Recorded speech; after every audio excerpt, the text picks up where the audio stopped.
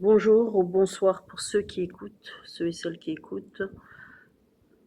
Donc je suis Diana Succès et je vais partager Galates 5, verset 16 jusqu'au verset 26. Je dis donc, marchez selon l'esprit et vous n'accomplirez pas les désirs de la chair. Car la chair a des désirs contraires à ceux de l'esprit, et l'esprit en a de contraires à ceux de la chair. Ils sont opposés entre eux, afin que vous ne fassiez point ce que vous voudriez. Si vous êtes conduits par l'esprit, vous n'êtes point sous la loi. Or les œuvres de la chair sont évidentes. Ce sont la débauche, l'impureté, le dérèglement, l'idolâtrie, la magie, les rivalités, les querelles, les jalousies, les animosités, les disputes, les divisions, les sectes, l'envie, l'ivrognerie, les excès de table et les choses semblables. Je vous dis d'avance, donc c'est la Bible qui le dit, je vous dis d'avance, comme je l'ai déjà dit, que ceux qui commettent de telles choses n'hériteront point le royaume de Dieu. Mais le fruit de l'esprit, c'est l'amour, la joie, la paix, la patience, la bonté, la bienveillance, la foi, la douceur, la maîtrise de soi. La loi n'est pas contre ces choses. Ceux qui sont à Jésus-Christ ont crucifié la chair avec ses passions et ses désirs. Si nous vivons par l'Esprit, marchons aussi selon l'Esprit, ne cherchons pas une vaine gloire en nous provoquant les uns les autres, en nous portant envie les uns aux autres. Et j'insiste, c'est le verset qui dit, au verset 24, ceux qui sont à Jésus-Christ ont crucifié la chair avec ses passions et ses désirs. Si nous vivons par l'Esprit, marchons aussi selon l'Esprit. Donc je partage ce passage. Alors, pour ceux et celles qui écoutent, la première fois ce type de message vont se dire ah, mais celle-là, pour qui elle se prend? Là, je parle pour les gens qui sont là vindicatifs dans la chair. Ah oui, mais pour qui elle se prend de lire ce passage? Donc ça veut dire qu'elle se croit mieux que nous. Non. Je ne me crois pas mieux que toi qui m'écoutes. J'ai aussi des failles, mais après des années de marche avec le Seigneur, et là je parle pas de longueur, mais surtout quand tu vis le brisement, quand tu te laisses briser par le Seigneur, quand tu te laisses façonner par le Seigneur, ces choses ne tiennent plus dans ta vie. Ces choses de la chair, là où la chair veut prendre le dessus sur l'esprit, ce n'est plus possible parce que le verset 24 le dit, que si tu es à Jésus-Christ, tu dois laisser ta chair être crucifiée avec ses passions et ses désirs, parce qu'il ne faut pas se mentir, notre chair humaine a des passions et des désirs. Et il y a des choses dans cette chair qui ne porteront pas de fruits. Il faut donc marcher par l'esprit. Depuis que tu as accepté le Seigneur Jésus dans ta vie, depuis que tu es né de nouveau, est-ce que tu marches par l'esprit? Est-ce que tu te laisses facilement dominer par ta chair? Ou est-ce que tu te dis, ben, là, il est temps de marcher par l'esprit. Est-ce que tu t'es déjà dit ça un jour? Toi qui m'écoutes de je ne sais pas quel pays, tu, tu as entendu parler du Seigneur, il y a peut-être quelqu'un dans ta famille qui t'a amené vers Jésus, vers le Seigneur. Tu as accepté Jésus, tu as pris le baptême. Mais après ton baptême, qu'est-ce qui s'est passé? Est-ce que tu portes du fruit dans ta vie chrétienne? Parce que c'est très important.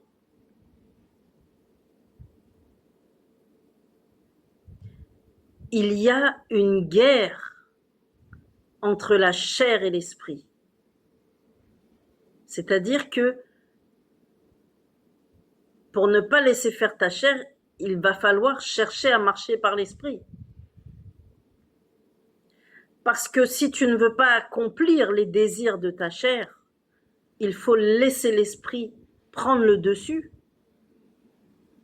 Parce que les choses de la chair sont claires, le dit Galate. Ils sont complètement opposés à l'esprit. La chair et l'esprit sont opposés entre eux. Et l'esprit a été donné afin que tu ne fasses pas ce que tu veux, on ne peut pas faire ce qu'on veut une fois qu'on a donné sa vie à Jésus. Si tu es conduit par l'Esprit de Dieu, que tu laisses le Saint-Esprit, que tu laisses l'Esprit dominer sur cette chair, tu vas porter du fruit. Et quel fruit? Dans le verset 22, il dit, le fruit de l'Esprit, c'est l'amour, la joie, la paix, la patience, la bonté, la bienveillance, la foi, la douceur, la maîtrise de soi.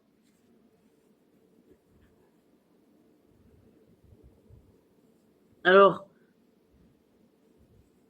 il y a beaucoup de personnes dans le corps de Christ qui, depuis des années, ne marchent pas par l'esprit. Et certains qui ont accepté le Seigneur, il faut qu'ils aient un suivi. C'est pourquoi j'encourage les responsables. J'encourage ceux qui, par exemple, tu as gagné une personne au Seigneur, tu l'as emmenée au Seigneur, il ne faut pas la lâcher dans la nature, cette personne.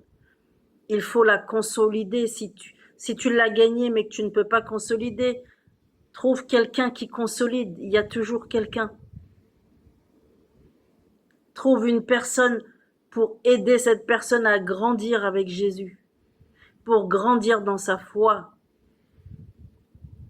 Parce que dans le corps de Christ, malheureusement, on trouve des personnes qui disent qu'ils ont un appel, un ministère, mais qui ne portent aucun fruit, qui ne portent pas les fruits de l'esprit. Et on se demande, mais qui les a appelés? La Bible dit qu'on les éprouve d'abord et qu'ils exercent ensuite leur ministère. C'est pas le contraire. Il est important, mon frère, ma sœur, que tu quittes les œuvres de la chair. Comme le dit le verset 19 de Galates 5. Tu ne peux pas vivre dans la débauche alors que tu es à la louange. Tu ne peux pas vivre dans les dérèglements, les rivalités, les jalousies pendant des années, les disputes. Tu viens à l'église, tu t'affiches une image de chrétien, chrétienne. Mais en semaine, tu es pire qu'un païen et une païenne. Tu te dis converti. ce qu'on peut appeler comme les sympathisants. Oui, moi j'aime le Seigneur. Il y en a qui disent ça. J'aime le Seigneur. Oui, je suis converti. Oui, je suis. Mais, quand tu regardes la vie de la personne,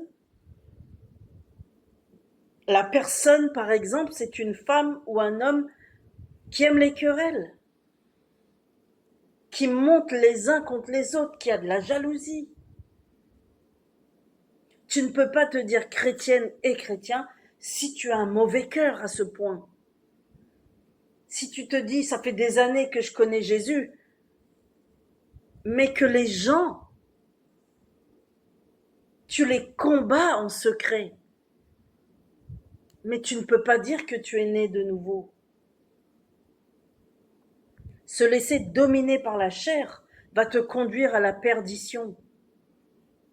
Un jour après cette vie, où est-ce que tu vas aller? Parce qu'il n'y a pas plusieurs destinations. Il n'y en a que deux.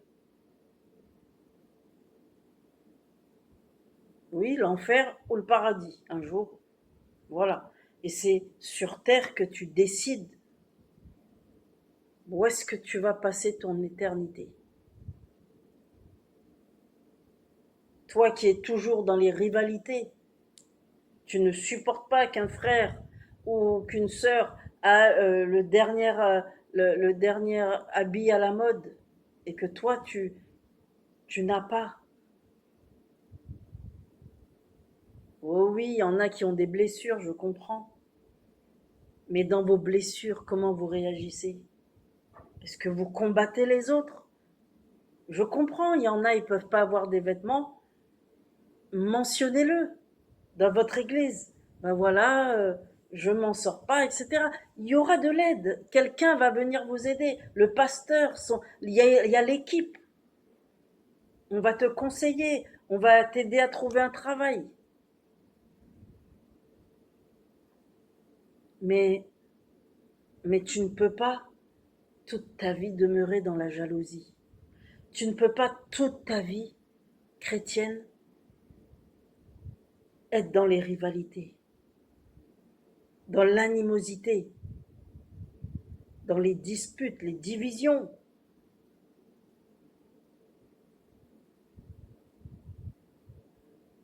Il y en a qui abusent de, de la gentillesse des autres.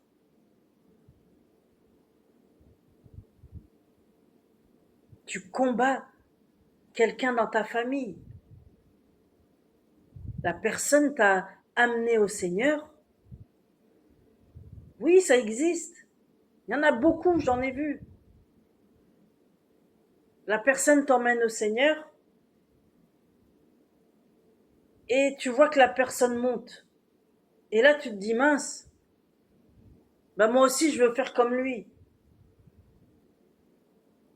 Ah, mon frère, il m'a emmené au Seigneur, mais il se prend pour qui, lui? Il dit qu'il est pasteur. Moi aussi, je peux être pasteur. Et là, tu te prends pour un pasteur. Mais pour être pasteur, c'est un appel. On s'invente pas un ministère, on s'invente pas. Quel fruit tu portes? Quel fruit tu portes? Ah oui, mon frère, il a une église, il a des gens qu'il dirige. Et moi alors? Bah, toi, déjà, est-ce que tu portes du fruit pour le Seigneur? Quel fruit tu portes? Est-ce que c'est la jalousie? Ou est-ce que c'est la joie? Est-ce que tu es dans les querelles tout le temps? Ou tu es plus dans la paix? Est-ce que tu ne supportes pas même que quelqu'un de ta propre famille ou même quelqu'un dans ton entourage, un de tes amis, réussisse ses projets et toi tu combats derrière? Et après tu te plains, tu veux être un homme de Dieu ou une femme de Dieu. Là, je parle aussi aux femmes. Et après, tu dis que tu es chrétien et chrétienne. Et tu détestes ton frère, ton propre frère ou ta propre sœur. Tu ne peux pas, tu n'es pas apte à diriger des personnes avec le Seigneur tant que tu es dans les œuvres de la chair. Tant que tu pratiques les œuvres de la chair. Tu passes par derrière, tu descends ton frère, ta sœur, et puis devant, tu fais des grands sourires. Et après, tu dis que tu as un ministère. Ne cherchons pas une vaine gloire en nous provoquant les uns les autres, en nous portant envie les uns les autres. Galates 5, 26. Et ceux qui sont à Jésus-Christ, ils ont crucifié la chair avec ses passions. Est-ce que quand tu sens que ta chair veut critiquer, est-ce que tu rentres dans la critique ou tu dis à ta chair, écoute-moi bien, là, tu vas fermer ta bouche, pour ne pas dire autre chose, tu vas la fermer, la chair, et je vais laisser l'esprit te dominer, l'esprit de Dieu. Quand tu as envie d'être en compétition avec un frère ou une sœur, est-ce que tu te laisses aller ou tu pries, tu dis non, non, je veux pas déplaire au Seigneur. Parce que tout ça, c'est pour faire quoi? En fait, le but, c'est de plaire au Seigneur. C'est que quand tu dis que tu es chrétien, chrétienne, tu pratiques les choses d'en haut. Que tu pratiques tout ce qui vient des fruits de l'esprit. Et non pas que tu te soumettes aux œuvres de ta chair. Non, non. Comme le dit Galates 2:20, ce n'est plus moi qui vis, c'est Christ qui vit en moi. Christ doit vivre en toi. On ne peut pas dire que Christ vit en nous et qu'après on se dit je fais ce que je veux, ça c'est pas possible.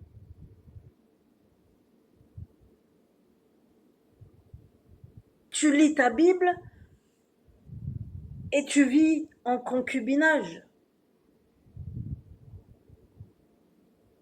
Tu lis ta Bible, tu dis tu es chrétien, ah oui, moi je suis là depuis longtemps dedans, mais quand on regarde, il n'y a rien de chrétien, de bons fruits chez toi.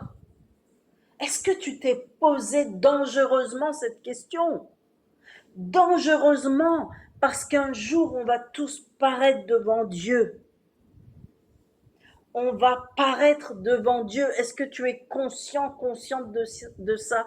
Même 2 secondes, prends le temps. Juste, s'il te plaît, arrête-toi. Fais un bilan. Même, des fois, je dis, Seigneur, et moi, j'en suis où avec toi? Est-ce qu'il y a des choses là que j'ai fait récemment qui ne t'ont pas plu? Parce que là, non.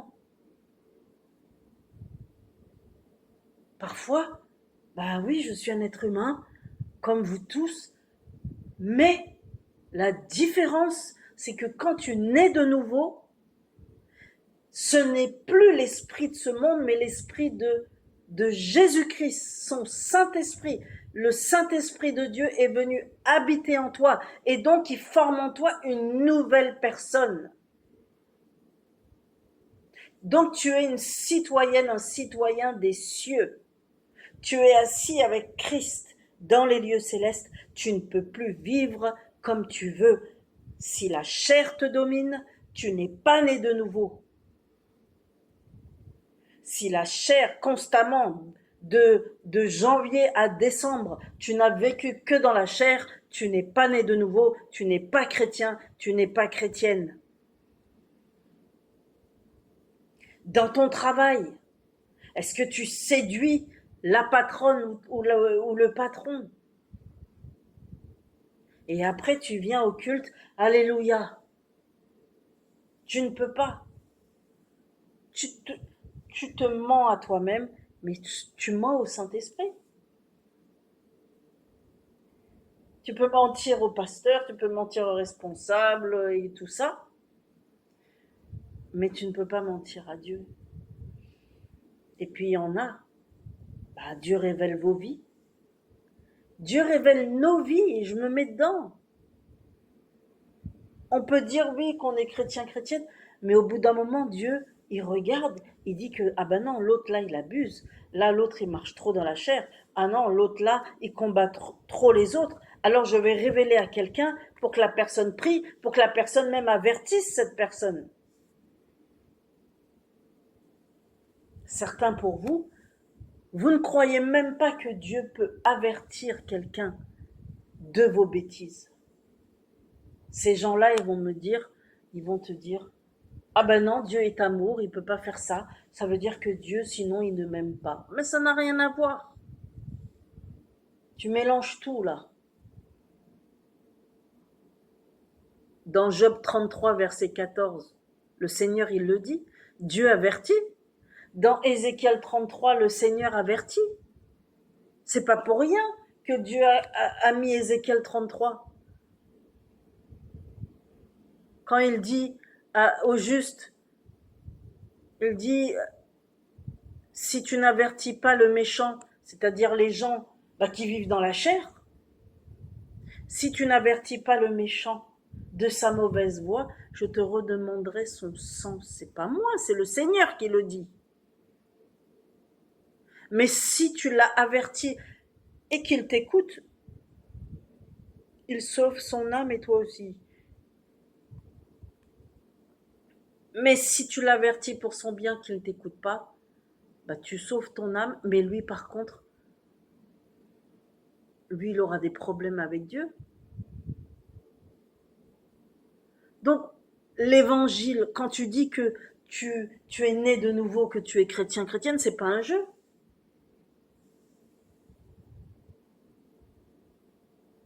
On ne peut pas dire qu'on est un kiwi si on n'a pas le goût de kiwi. Si Dieu te goûte maintenant, il faut qu'il ait, quand il s'approche de toi, qu'il voit la sainteté en toi. Qu'il voit que tu as arrêté d'obéir aux œuvres de la chair. Combien un jour j'ai passé du temps dans certains pays.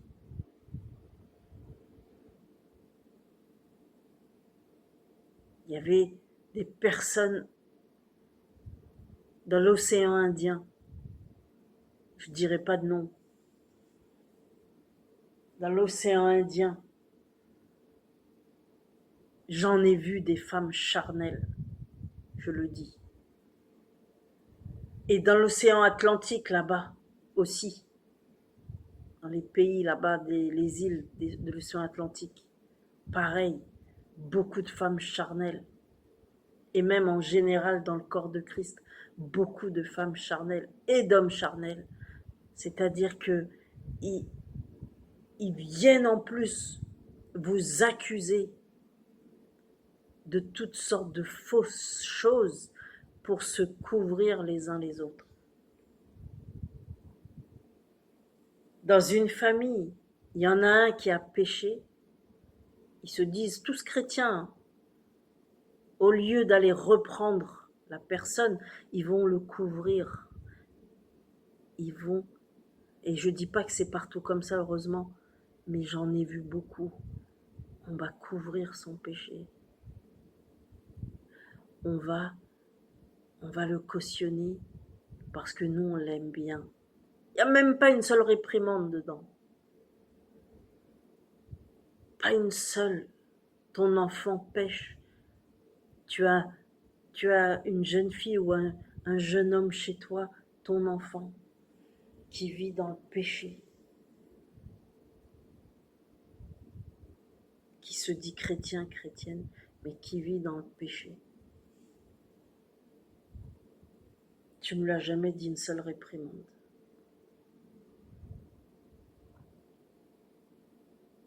Jamais. Ah ben, il y a des parents qui vont dire, mais je prie, ça suffit. Je prie et la grâce de Dieu coule sur mes enfants. J'ai entendu ce discours. Et c'est grave. Mais vous oubliez que le jour où chacun va passer devant Dieu, il n'y aura plus papa, maman pour défendre les enfants. Les péchés de tes enfants, même s'ils ont 20 ans, ils vont rendre compte à Dieu.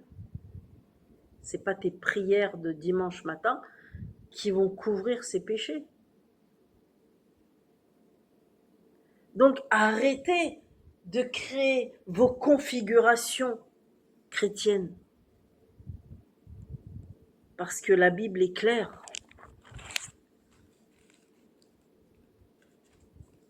Quand on lit le livre de l'Apocalypse,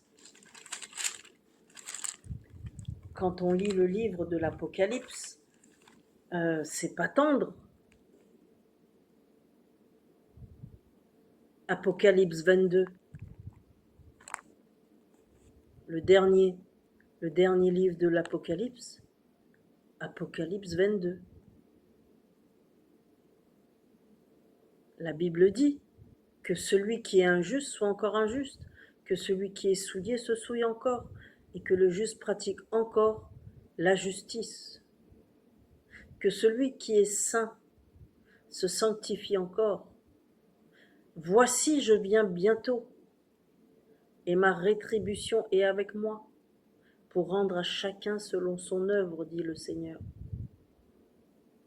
Je suis l'alpha et l'oméga, le premier et le dernier, le commencement et la fin. Heureux ceux qui lavent leurs robes, afin d'avoir droit à l'arbre de vie. Est-ce que tu laves ta robe? C'est pas aller prendre une robe et mettre à la machine, c'est pas ça, bien sûr. Est-ce que tu te sanctifies?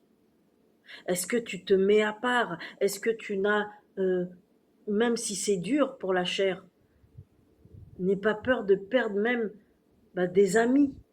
Tu étais jusqu'ici ami ou des collègues.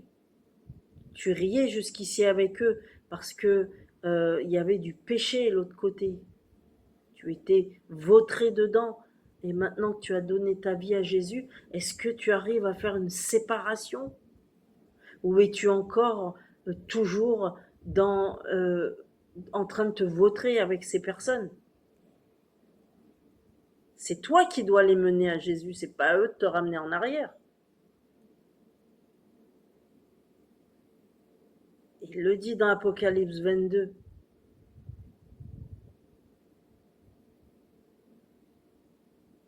Dehors les chiens, les magiciens, les débauchés, les meurtriers, les idolâtres et quiconque aime et pratique le mensonge.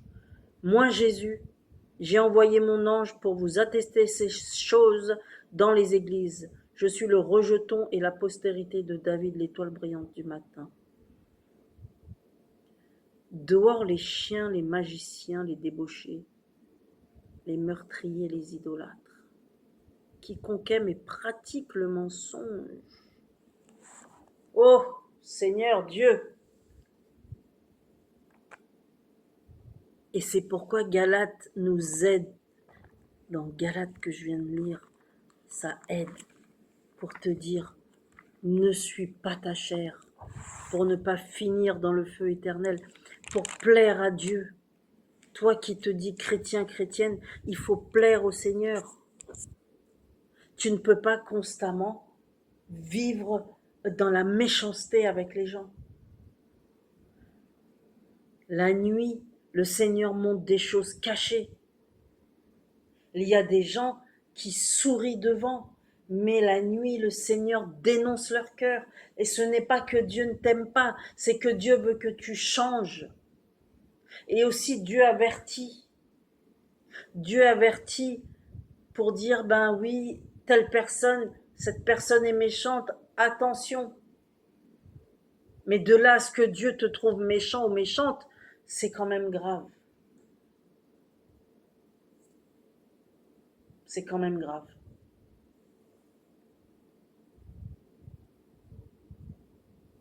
Dieu, il aime tout le monde, mais il n'accepte pas ce que fait tout le monde. Ce n'est pas parce que tu as accepté le Seigneur que tu dois te laisser aller et tu te dis « Ah mais Dieu fait grâce, Dieu m'aime ». Non, tu ne peux pas écraser les autres, faire du mal aux autres, parler du mal des autres et dire que tu es chrétien, chrétienne. C'est quel évangile tu as inventé en toi-même? C'est quel mensonge que le diable t'a aveuglé?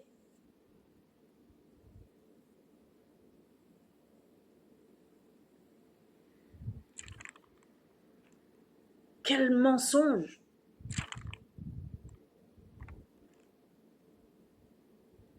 Des parents qui pillent leurs enfants. Ah oui, je vais dans une assemblée, je suis une grande intercesseuse et je martyrise mes enfants chez moi. Mais ça, personne ne le sait. Ah oui, je suis la plus grande dame de prière de mon église. Oh, je suis le plus grand diacre. Et tu touches à l'argent de tes enfants. Tu en profites. Et s'ils ne donnent pas l'argent, tu les frappes. C'est grave. C'est grave. Tu penses que tu vas rentrer au ciel avec ça? Relis bien. Relis bien Apocalypse 22. Relis bien Galates 5. À partir du verset 16. Marchez selon l'esprit et vous n'accomplirez pas les désirs de la chair. Est-ce que quand tu te lèves et que tu vas au travail, quel type de personne tu es dans ton travail?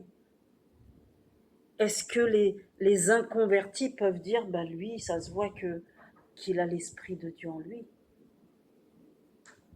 Ça se voit qu'elle a l'esprit de Dieu en elle. Ça se voit.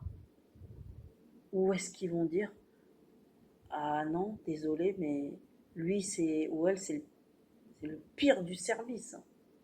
Donc il y en a même qui te trouvent pire qu'eux. Tu écrases tes collègues. Tu dis du mal d'eux pour les écraser et pour soi-disant monter.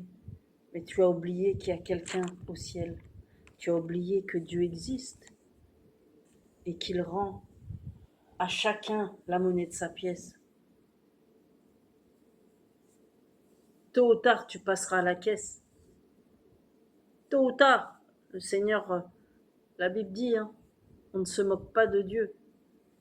Ce qu'un homme aura semé, il va le récolter. Donc si tu sèmes le bien, oui, forcément, tu vas être béni. Tu vas récolter le bien. Et si tu sèmes le mal, qu'est-ce qui va arriver? Si tu sèmes les disputes, tu inventes des choses sur les gens, tu montes les uns contre les autres, tu te dis chrétien, chrétienne. Tu ne supportes pas même que quelqu'un dans ton entourage réussisse sa vie. Je te conseille de te mettre à genoux chez toi et dire, Seigneur, j'ai écouté ce message, je te demande vraiment pardon et je vais aller réparer mes erreurs, je vais aller demander pardon à ceux à qui je dois demander pardon, même si ma chair n'a pas envie, mais je t'encourage fortement à changer très vite avant qu'il ne soit trop tard, parce qu'une fois que tu quittes ce monde, tu ne peux pas refaire marche arrière. Le jugement tombe. Après la mort vient le jugement, dit la Bible. Après la mort vient le jugement. Donc, où est-ce que tu vas passer l'éternité? Dis-moi. Où est-ce que tu vas passer l'éternité?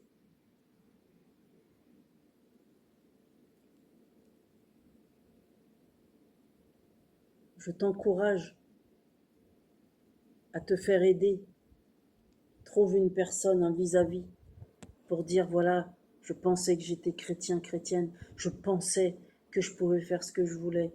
Mais je veux vraiment me convertir. Je veux vraiment porter du fruit de l'esprit. Parce que Dieu t'aime. Ce message, c'est un message pour que tu te remettes en question.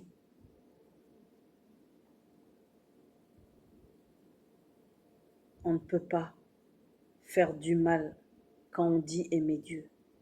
Faire du mal aux autres. Faire du mal aux autres. Faire la méchanceté. Les maris qui parlent mal à leurs femmes. Oui, je parle aux maris cette fois-ci, qui les insultent, qui les frappent. Et après tu pries, tu dis, oh Dieu Tout-Puissant, n'as-tu pas peur de Dieu? Que Dieu te mette à terre? Et tu penses que tu vas aller au paradis? On entend plein d'horreurs, plein d'horreurs. Il y a des hommes qui pensent qu'ils peuvent avoir des maîtresses même en tant que chrétiens. Il y en a même qui les ramènent à l'église. Une sœur m'a confessé. Ah, mon mari, il a une bague, il s'est mis avec quelqu'un, il dit qu'il a le droit et il me trompe. Et il a ramené, quand j'étais pas là, sa maîtresse à l'église. Et il pense qu'il va être béni. Mais c'est quel genre? Qui vous a prêché l'évangile, sérieusement? Et quand ta femme se lève pour exhorter juste dans la Bible, tu ne le supportes pas.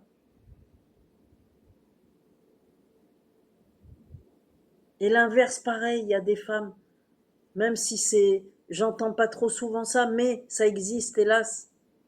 Il y a les femmes qui trompent leur mari, des chrétiennes, soi-disant chrétiennes, qui trompent leur mari. Volontairement. Le mari, il leur a rien fait de mal.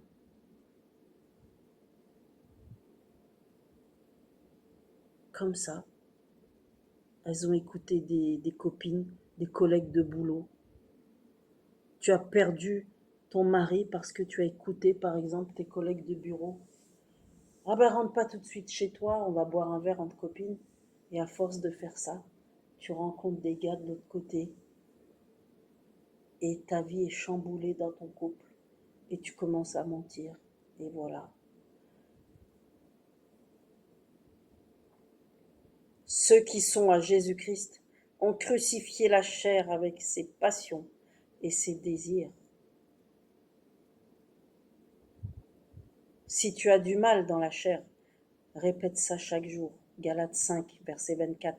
Ceux qui sont à Jésus-Christ ont crucifié la chair avec ses passions et ses désirs. Si nous vivons par l'Esprit, marchons aussi selon l'Esprit. Je m'arrête là. C'était une exhortation. Sachez que je ne suis pas mieux que vous, que j'ai ma marche aussi à faire avec le Seigneur. Mais pour le peu que j'ai pu connaître du Seigneur et que j'ai pu mettre en pratique, si ça peut aider une personne, alors gloire à Dieu. Que Dieu vous bénisse.